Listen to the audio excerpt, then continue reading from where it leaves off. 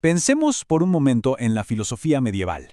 Es como una inmensa catedral gótica, ¿cierto? Un lugar donde cada idea, cada persona, tenía su lugar exacto asignado por Dios. Bueno, el Renacimiento no llegó a demoler esa catedral, más bien fue como si abriera todas sus ventanas de golpe, dejando que entrara una luz y un aire que lo cambiaron todo. Vamos a ver juntos cómo este cambio de perspectiva sacudió los cimientos del pensamiento occidental de una forma increíble. Y todo empieza con una pregunta que parece simple pero que es potentísima. ¿Qué pasaría si un solo dibujo, una simple imagen en un papel, pudiera redefinir lo que significa ser humano? Si pudiera capturar el espíritu de toda una nueva era. Bueno, pues eso es literalmente lo que pasó. Claro, esa imagen que lo cambió todo es, seguro la conocen, El hombre de Vitruvio de Leonardo da Vinci. Pero ojo, no nos dejemos engañar por su aparente simplicidad. Esto va mucho más allá de un estudio de anatomía. Esto, en realidad, es una declaración de principios, es una afirmación filosófica y muy audaz sobre el nuevo lugar de la humanidad en el cosmos. Miren lo que Leonardo nos está diciendo con este dibujo, es algo profundo. La idea del ser humano como un microcosmos. ¿Qué significa eso? Pues que somos un universo en miniatura, que nuestras proporciones en su perfección son un reflejo de la armonía del universo entero, del macrocosmos. De repente el cuerpo humano se convierte en la clave, en el mapa para entender la realidad. Este dibujo es el símbolo de un verdadero sismo en el pensamiento, un cambio tectónico. Veníamos de un universo teocéntrico, donde Dios era el centro y la medida de todo, y de pronto pasamos a uno antropocéntrico. Se redescubre a Protágoras, aquel filósofo griego, y su famosa idea de que el hombre es la medida de todas las cosas. Ojo, no es que Dios desaparezca del mapa, para nada, pero es como si la cámara de la historia, que siempre apuntaba al cielo, de repente girara y pusiera en primer plano a la figura humana. Ahora bien, esta idea de que el ser humano es la medida tuvo una consecuencia explosiva. Porque si lo pensamos bien, si somos la medida, entonces también podemos ser nuestros propios creadores.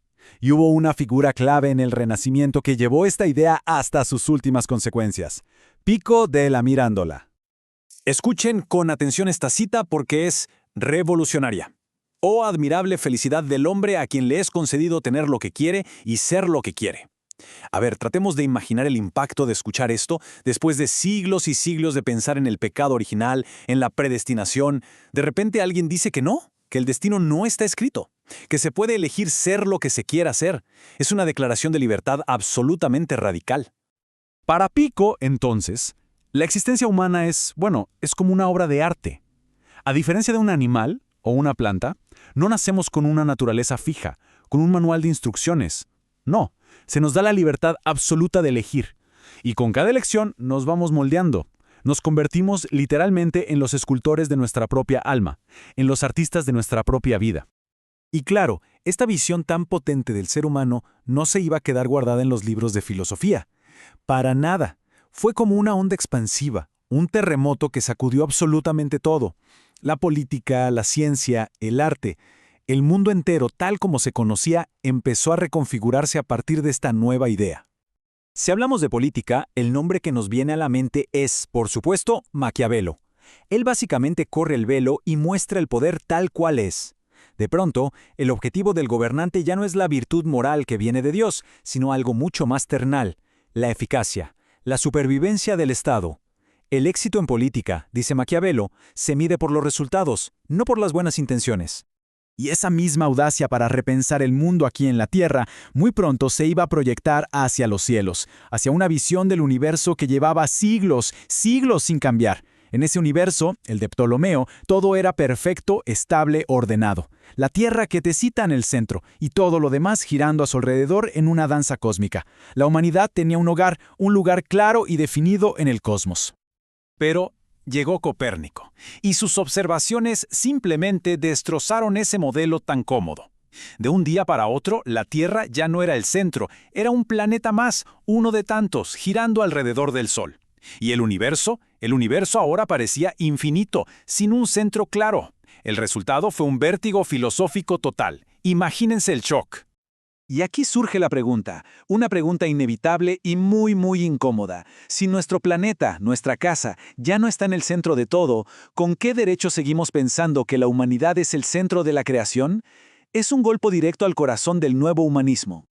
Pero la respuesta del Renacimiento fue brillante y muy audaz.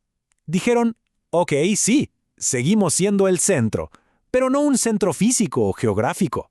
Somos un centro intelectual. Nuestro lugar privilegiado no nos lo da nuestra ubicación en el espacio, sino nuestra capacidad para entender el universo. Nuestra razón es el nuevo centro del cosmos. Pero a ver, no todo en el Renacimiento fue optimismo y confianza ciega en el ser humano. Por supuesto que no. Toda esa nueva libertad trajo consigo una profunda crisis, una crisis de certezas. Y aquí es donde entran en escena pensadores como Montaigne y Erasmo, quienes van a introducir un elemento clave, el poder de la duda. Porque claro, la idea es muy bonita. Cada quien es la medida de las cosas. Pero, ¿qué pasa cuando mi medida choca con la de la otra persona? ¿O con la del vecino? La perspectiva de quién es la correcta. Esta pregunta es la que abre de par en par la puerta al escepticismo, a la duda. Y nadie encarna mejor esta nueva actitud que Montaigne con su pregunta insignia, ¿qué sé yo? Pero cuidado, su duda no busca destruir, al contrario, es casi una herramienta terapéutica. Es una duda que nos enseña a ser humildes, que nos invita a ser tolerantes y sobre todo, que nos protege de la arrogancia y la violencia de las certezas absolutas. Mientras esto pasaba, más al norte de Europa, otro gigante, Erasmo de Róterdam, afilaba sus propias armas intelectuales, el humor y la ironía, y las usaba para criticar sin piedad la corrupción de los poderosos, ya fuera en la iglesia o en el Estado. Su meta no era romper con la fe, sino limpiarla desde adentro. Quería una espiritualidad más personal, más inteligente, lejos de los rituales vacíos y la hipocresía.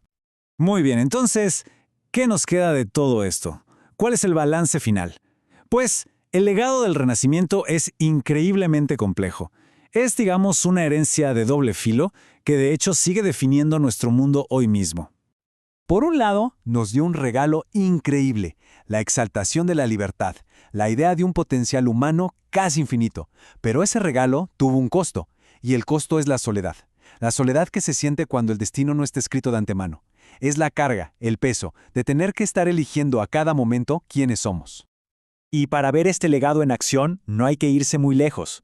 Pensemos en la biotecnología que nos permite modificar nuestros cuerpos, en la identidad digital que construimos en redes sociales, en esa presión moderna por reinventarse constantemente. Todo eso, absolutamente todo, es un eco directo de esas ideas de Pico de la Mirandola de hace 500 años. Hay una metáfora que lo resume todo a la perfección. El Renacimiento nos dijo que podemos ser dioses de nuestro propio universo, los arquitectos de nuestra vida. Pero también nos recordó el viejo mito de Ícaro, que cuando se vuela con una ambición sin límites, siempre existe el riesgo de acercarse demasiado al sol y caer. Y así llegamos al final, de vuelta a la gran pregunta del Renacimiento, una pregunta que hoy, 500 años después, es más relevante que nunca. En un mundo donde uno puede ser casi cualquier cosa, donde las opciones para definirnos parecen infinitas, la pregunta clave ya no es qué podemos ser, la pregunta es qué elegimos ser. Y más importante aún, ¿qué responsabilidad viene con esa libertad de elección?